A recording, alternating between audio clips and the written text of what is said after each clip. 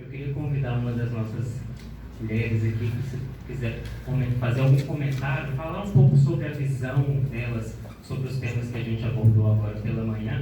Eu acho que seria bastante importante para a gente.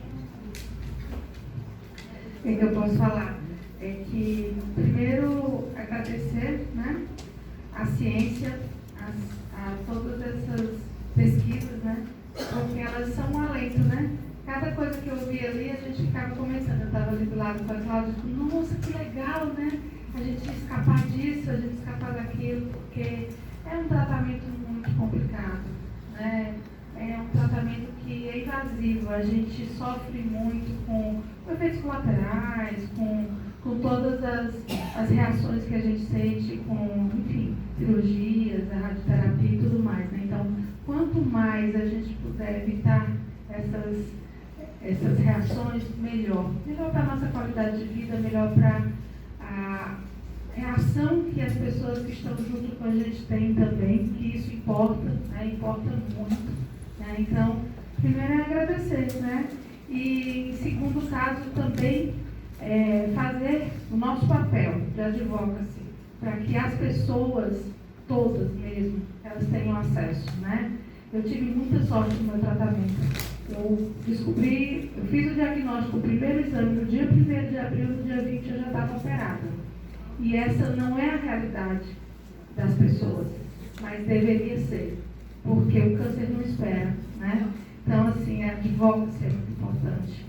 Saber o atendimento correto, buscar alternativas, mas dar acesso a essas alternativas às pessoas.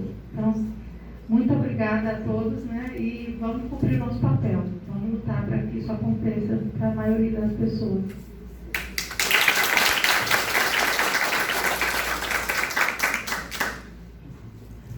Obrigado. Acho que realmente acho que esse ponto é fundamental, né? Como a Suzana colocou e a gente viu a questão da pesquisa tão importante, né? Isso foi falado desde a primeira fala.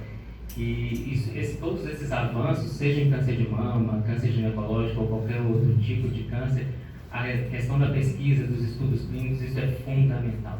Né? Eu acho que além de a gente avançar no conhecimento, no desenvolvimento de novos tratamentos, a gente precisa também ter um esforço muito importante no sentido de melhorar o acesso. Ampliar o acesso, e eu acho que apesar de a gente ainda ter uma dificuldade muito grande no Brasil, a gente tem visto uma aceleração, né, no acesso, até vamos falar de saúde pública, como os próprios inibidores de ciclina. Se a gente compara com incorporações no passado, foi muito mais rápido. Eu acho que isso tem melhorado a passos ainda lentos, mas eu acho que a gente precisa batalhar mais bastante para que isso seja importante também em outros casos.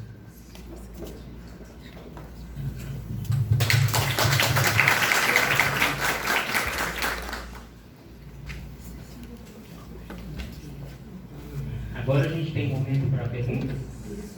Então, tá. Alguém gostaria de fazer alguma pergunta para os nossos palestrantes? Pode estar à vontade. Pastor Leonardo da Silva. Não diz aqui. Doutores. Posso fazer uma pergunta? Claro. Fazer uma pergunta para o doutor Igor, para a Suzana, e aproveitar já emendar. Eu não assombro, tá? Mas cabe os três. Eu queria saber o seguinte: para onde vocês acham que caminha a nossa oncologia? Tá? Para que, assim, todo mundo saiba, entenda, fala, olha, o caminho nosso é medicina de precisão, daqui 5 anos todo mundo vai estar tomando um medinho para tratar o câncer, com melhores resultados, e o acesso vai ser mais tranquilo, porque tudo isso já vai estar incorporado, ou não. Nós ainda temos muito caminho para frente, talvez no futuro a gente não opere mais do câncer, ou opere mais ainda do que opera hoje. Enfim, eu quero uma discussão filosófica bem rápida do que vocês falaram, e como vocês imaginam, frente ao que eles responderam, Juliano, como vai ser o acesso dos nossos pacientes. Excelente pergunta. Olha, minha impressão em termos da oncologia, talvez um pouco da oncologia mamária e um pouco da oncologia ginecológica. Eu acho que a precisão no sentido da gente tentar entender melhor cada tumor e as variações dele, e tentar encontrar os mecanismos melhores para tratar. Então, acredito que a precisão vai melhorar cada vez mais o tratamento. Acho que 5 anos é muito pouco para a gente chegar a essa perspectiva, né? Cada vez os tratamentos estão mais, eventualmente, mais caros, eventualmente são muito tóxicos ou até com toxicidades que a gente não conhecia antes, sabe? Então, por exemplo, a imunoterapia, ela tem toxicidades que a gente está aprendendo a lidar ainda, né? Reações do sistema imune, do sistema endocrinológico. Então, 5 anos eu acho que é pouco. Eu acho que as coisas vão ficar realmente muito específicas. Cada tipo de tumor tem um tipo de tratamento.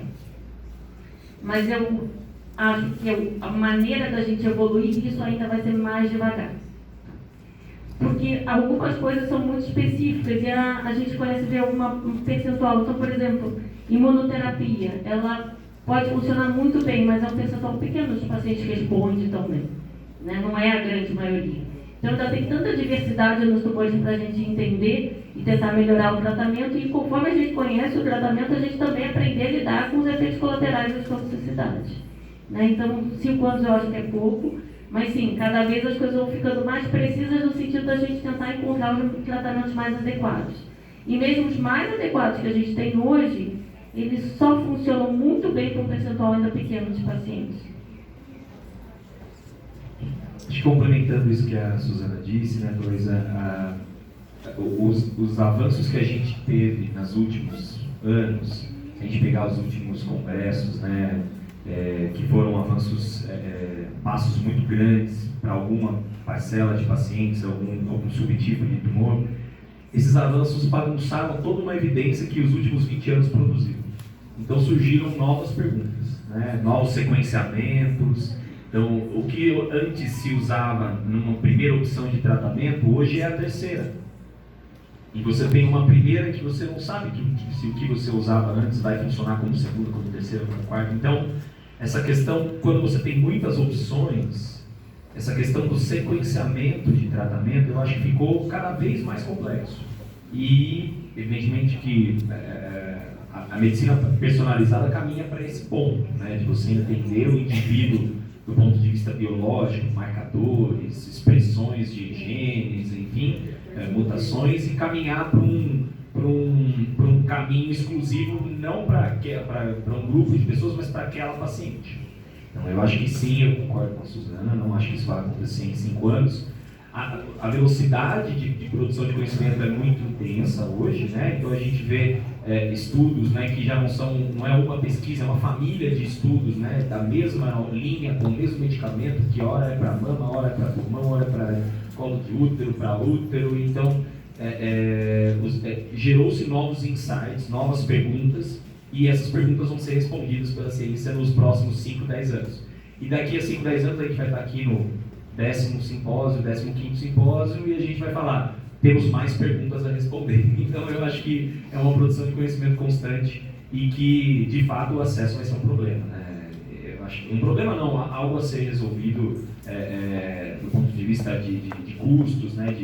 Do que a gente chama de toxicidade, efeito colateral financeiro, né? Você prescreve um remédio que custa muito ao plano, ao Estado, ao município, e daí não faz sentido você ter um remédio para uma pessoa. Você quer ter um remédio para que todos possam usar, se assim for necessário, tecnicamente justificado. A medicina personalizada é cara. Eu acho que você querer dar um banho de água fria. A curto prazo, eu acho que esse acesso não será possível pelas questões financeiras. O estudo, o desenvolvimento de drogas, novas tecnologias, requer muito investimento. O Estado não tem como absorver isso a curto prazo. É impossível que essa conta não feche. O que eu, obviamente, não entendo nada de medicina, de ciência, mas trabalhando com isso e vendo do ponto de vista jurídico, e a gente discute muito nos processos as questões econômicas, basicamente a defesa do Estado hoje em dia numa ação é custo. Nem se fala do benefício do tratamento ao paciente. Se você lê a defesa do Estado, parece que ele está falando com um robô, não é um paciente que está lutando pela vida do outro lado. O Estado está errado nisso, ele está defendendo a questão financeira dele, porque senão a conta não fecha. O que eu quero dizer? A medicina personalizada é cara. Agora, nós temos que pensar a longo prazo, médio e longo prazo. Porque quando você multiplica isso, a produção, o estudo, ele se paga. E a tendência é diminuir o valor, o que vai permitir que isso seja incorporado. Quando a coisa é feita em massa, obviamente o custo diminui. Né? Até que isso aconteça, infelizmente, eu não vejo isso sendo aplicado imediatamente no serviço de saúde, principalmente no serviço de saúde público. Né? Eu acho que a medicina personalizada, quando se tornar uma realidade fática, ela se torna mais barata, porque você não desperdiça recursos com algo que não está funcionando. Só que isso vai demorar um pouco. Sem querer entrar aí na casinha de vocês, eu acho que isso vai demorar um pouco ainda. Não está ao nosso alcance isso de forma tão objetiva. Né? Se você faz um negócio tão mais direto, você não desperdiça recurso. Eu acho que essa é a conta. No começo, não vai ser possível. Nós temos que buscar que isso seja implementado. E eu acho que é um caminho sem volta pela tecnologia, o mundo está diferente. Isso é um caminho sem volta. Né? A médio e longo prazo, eu acho que isso vai tornar a coisa mais acessível. Do ponto de vista legal, a nossa sociedade, ela corre atrás dos direitos. O que eu quero dizer com isso? Uma previsão legal só existe quando a sociedade clama por ela. Então, a previsão para que isso seja incorporado no sistema de saúde depende dos cientistas, dos médicos e da sociedade correr atrás de seus direitos. Se as pessoas ficarem sentadas esperando que isso se resolva naturalmente por pessoas que vestem aí vou correr atrás disso por você, não dá. As pessoas precisam correr atrás. E correr atrás é se manifestar, escolher bem quem vai fazer a sua legislação, porque a legislação está aí para quê? Suprir a necessidade da população. É o contrário. Não é o povo que se beneficia da legislação. A legislação vem para suprir a necessidade. E o acesso à justiça também faz com que isso bata lá nos cofres públicos, que bata lá nas comissões, e aí isso é discutido. Poxa, vamos ver como é que isso aqui agora tem que ser incorporado. Por quê? É mais caro responder isso de forma judicial do que fazer alguma coisa de forma global. Tá? Então, estava me alongando aqui, desculpe, doutor Torres, acho que assim, a curto prazo isso não vai acontecer, a médio e longo prazo eu acho que isso virá, mas a passos bem lentos. Concordo plenamente. Alguém tem alguma pergunta? Vamos lá.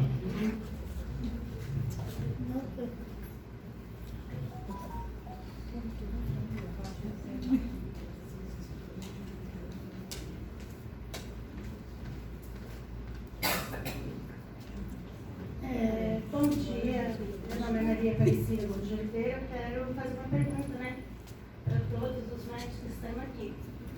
E eu queria saber qual o motivo que demora tanto o atendimento médico para o tratamento do câncer de mama ou para qualquer outro tipo de câncer. Porque a gente pega nas listas, a gente pega, porque tem 60 dias para a gente iniciar o tratamento com todos os exames, com todos os medicamentos que a gente tem que fazer. Por que demora tanto? Quando eu descobri o câncer de mama, eu corri atrás, muito rápido, para mim poder fazer. Paguei vários exames particulares e na hora que eu cheguei no SUS, eu tive que ir atrás, porque eu acho que não tinha mais condições de ir atrás particular, né? Então, assim, foi graças a Deus, o Rosa de Amor que me acolheu, né? A doutora Célia estava no postinho, me acolheu e comecei dando andamento. Demoraram, gente, 6 meses para mim poder iniciar o tratamento. Então, assim, é uma pergunta, é uma coisa assim que eu queria saber qual o fundamento, onde a gente tem que ir mais além disso, de poder fazer mais cobrança, como que a gente chega a algum lugar junto com outras pessoas, como Rosa e Amor, para a gente ter mais ação no nosso tratamento.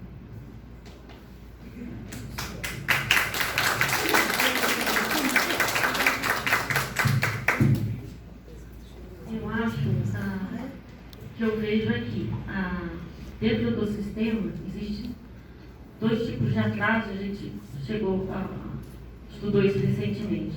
Então, tem um atraso que é o paciente conseguir ter o diagnóstico, então, por exemplo, sentir uma alteração na mama e procurar ter acesso a uma biópsia. E a partir disso, ele conseguir, dentro do sistema CROSS, ser inserido no centro de referência de tratamento. O que eu achei muito importante hoje ter sido falado é que cada Secretaria Municipal de Saúde, ela tem sua rotina de inserção no sistema CROSS.